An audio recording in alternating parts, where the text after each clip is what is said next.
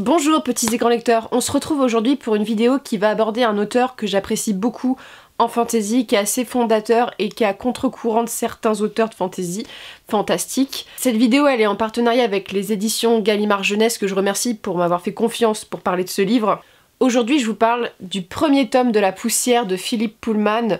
Philippe Pullman, je vous conseille de voir la vidéo que j'ai sortie il y a quelques semaines sur la chaîne. C'était assez drôle à tourner, c'est différent de ce que je fais d'habitude et pour moi c'est motivant. Voilà, c'est un peu plus sur la forme que le fond et ça c'est cool aussi de faire ça de temps en temps. Donc aujourd'hui je vous présente La Belle Sauvage. Avant de vous présenter ce livre qui a été une très bonne lecture, j'ai retrouvé le Pullman que j'ai lu quand j'étais enfant et que j'apprécie encore plus depuis que je suis adulte. Je vais vous parler de l'auteur. En fait, Philippe Pullman, c'est un auteur qui est assez important en fantastique fantasy. On connaît son œuvre, mais je trouve qu'il n'est pas assez présent, notamment dans les débats sur internet, ce genre de choses. Philippe Pullman, il a vendu 20 millions d'exemplaires de La Croisée des Mondes. Donc La Croisée des Mondes, vous connaissez, ça a été un succès planétaire. Typiquement, c'est un livre qui est sorti quand j'étais enfant. C'est un livre c'est une trilogie que j'ai lue et que j'avais bien aimé quand j'étais enfant. Et même si j'avais pas tout compris parce qu'il y a des questionnements, et ça j'en reviendrai plus tard dans la vidéo, qui sont adultes et je trouve ça génial.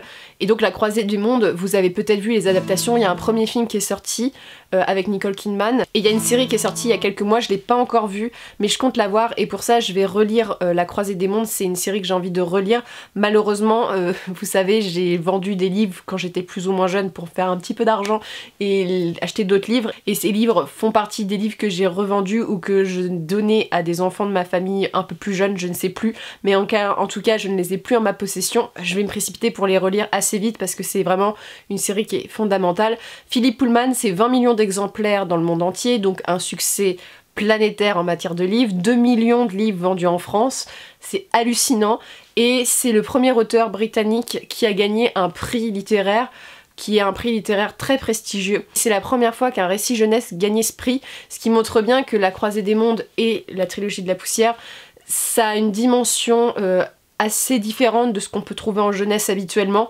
Il y a quelque chose comme Harry Potter, j'aime bien le dire pour ça, qui s'adresse autant aux enfants et aux adultes. Pullman, c'est un auteur qui est assez intéressant parce qu'il fait beaucoup parler de lui, il est dans beaucoup de sujets plus ou moins problématiques dans le sens qu'il est très critique de la religion et ça plaît pas à beaucoup de gens, notamment aux États-Unis et en Angleterre. Il y a eu des campagnes de censure et en littérature il y a un grand combat que j'aime beaucoup, ça fait un peu ring de boxe entre Philippe Pullman et C.S. Lewis. C.S. Lewis, c'est l'auteur de Narnia. Narnia, vous connaissez, vous avez vu les films, vous n'avez peut-être pas lu les livres ou pas lu les livres jusqu'au bout, mais Narnia est une œuvre profondément chrétienne. Lewis a vraiment transmis sa volonté chrétienne dans ses livres. On peut faire des parallèles entre Aslan et le Christ par exemple. Narnia, c'est un livre qui personnellement moi me met mal à l'aise et j'ai un peu de mal et c'est un livre qui est de plus en plus décrit à cause de ça parce qu'il y a des morales qui sont assez particulière et liée à la religion, c'est-à-dire que notamment les filles qui se maquillent et qui côtoient des garçons n'iront pas au paradis. Vous voyez, ce genre de choses, c'est assez sexiste. Il y a beaucoup de choses qu'on peut reprocher à Narnia.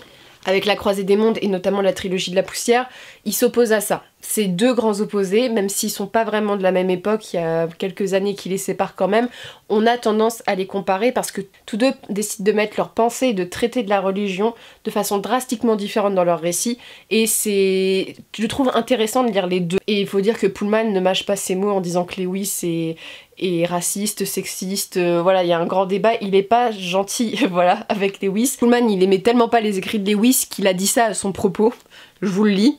La mort vaut mieux que la vie, les garçons valent mieux que les filles, les gens à la peau claire valent mieux que les gens à la peau foncée. Donc on est sur ce genre d'accusation, vraiment ça ne passe pas entre les deux, mais on peut comprendre d'une certaine manière ses arguments et en même temps Pullman, voilà, il y a la manière peut-être de le faire, je sais que je lis des choses, parfois c'est vraiment dans l'attaque, mais c'est un auteur qui est très intéressant pour ça, parce que au-delà de décrier la religion, les croyances, hein, on n'est pas, ça parle de la religion chrétienne ici, on peut l'appliquer à toutes les croyances, c'est un auteur qui prône, je trouve, le libre pensée et les dérives sectaires, ce genre de choses, et c'est hyper intéressant. J'aime bien parler de Pullman, de Tolkien et de C.S. Lewis. On a trois figures de la fantasy fantastique qui s'adressent notamment aux jeunes, hein, Tolkien, le Bilbo le Hobbit, il y a des récits Referendum qui s'adressent aux jeunes et qui sont plus ou moins engagés sur la question de la religion. Certains diront que l'œuvre est chrétienne, certains diront qu'il ne l'est pas.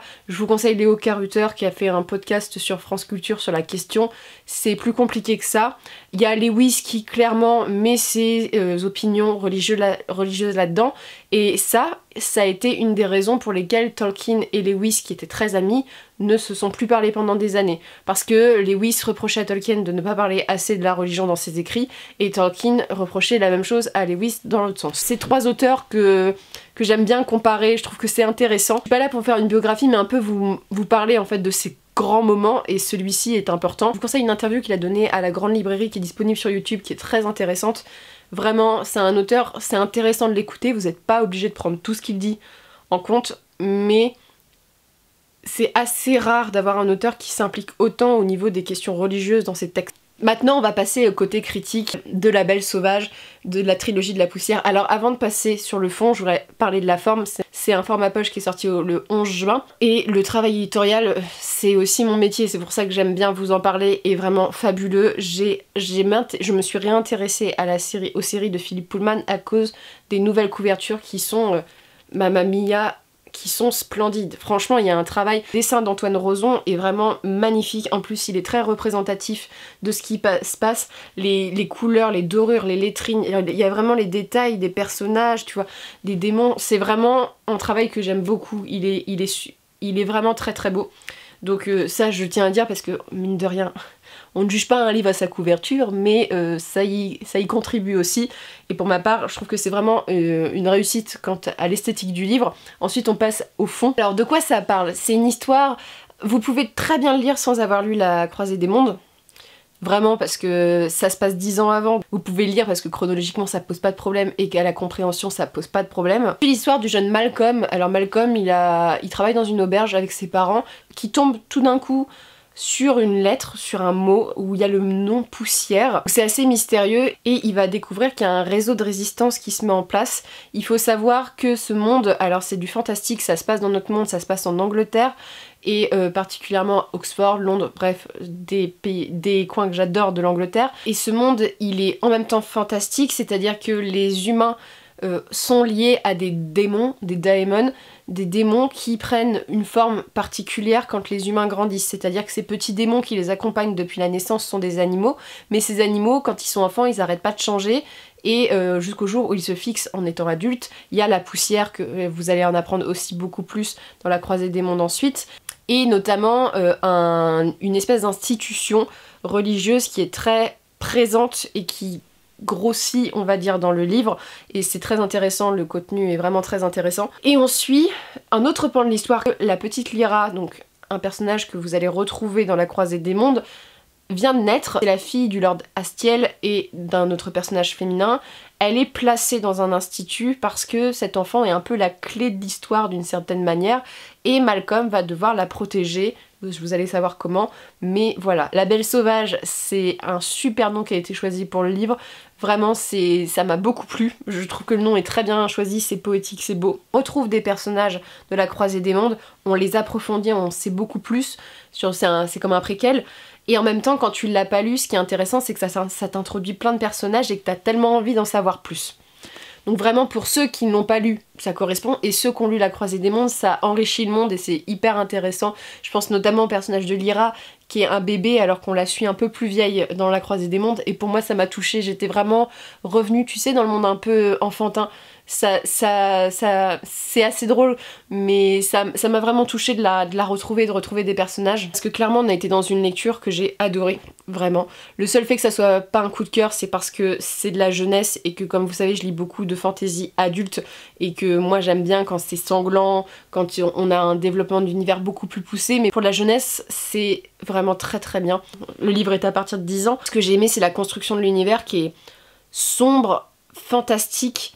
Il y a des moments c'est joyeux, il y a des moments c'est vraiment véritablement sombre. J'aime beaucoup tout ce qui est rattaché à la poussière, à ces histoires de boussoles un peu étranges, à tout ce qui est science autour et religion qui sont vraiment...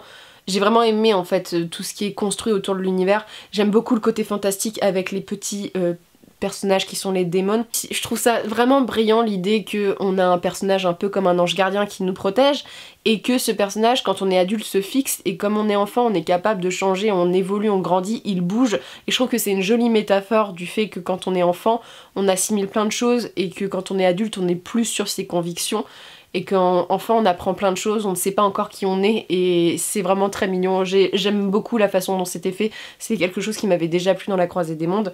Ce que j'aimais aussi c'est les personnages, j'ai beaucoup aimé le personnage de Malcolm qui est un petit garçon très dans un peu tête brûlée et en même temps qui est très dans l'empathie. On n'est pas face à un petit garçon qui veut faire la guerre, tout ça, on est vraiment sur un personnage attachant. Je trouve que Pullman il a toujours su écrire les personnages féminins et masculins. Je trouve qu'il y a vraiment un travail sur ça. Les personnages féminins ont véritablement une importance dans le récit et c'est ce que j'aime bien. Ils sont pas là juste pour être le petit personnage qu'on doit sauver. Je trouve que c'est plutôt cool. C'est une bonne image pour la jeunesse parce que je dois vous rappeler c'est adressé aux jeunes donc je trouve que c'est bien de montrer des personnages assez différents des clichés qu'on trouve. Ce que j'ai aimé aussi c'est toute la critique en fait. Le récit du quand t'es adulte, tu peux faire tellement de liens avec la société actuelle. La critique de la religion est assez bien faite. En plus je peux vous le dire parce que j'ai des amis qui sont croyants, profondément croyants, qui ont lu La Croisée des Mondes et qui ont commencé à lire cette série et qui n'ont pas du tout été heurtés par cette critique parce que c'est pas du genre la religion c'est horrible. On est dans quelque chose qui est quand même beaucoup mieux fait et je trouve que c'est bien fait pour ça. Ce que j'ai aimé aussi c'est qu'il y a beaucoup de références. Alors quand t'es adulte c'est génial parce que tu peux faire tellement de ponts.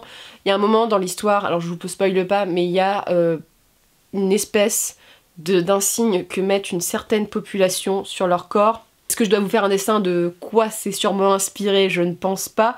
Et en plus c'est suffisamment intelligent pour être renversé d'une certaine manière.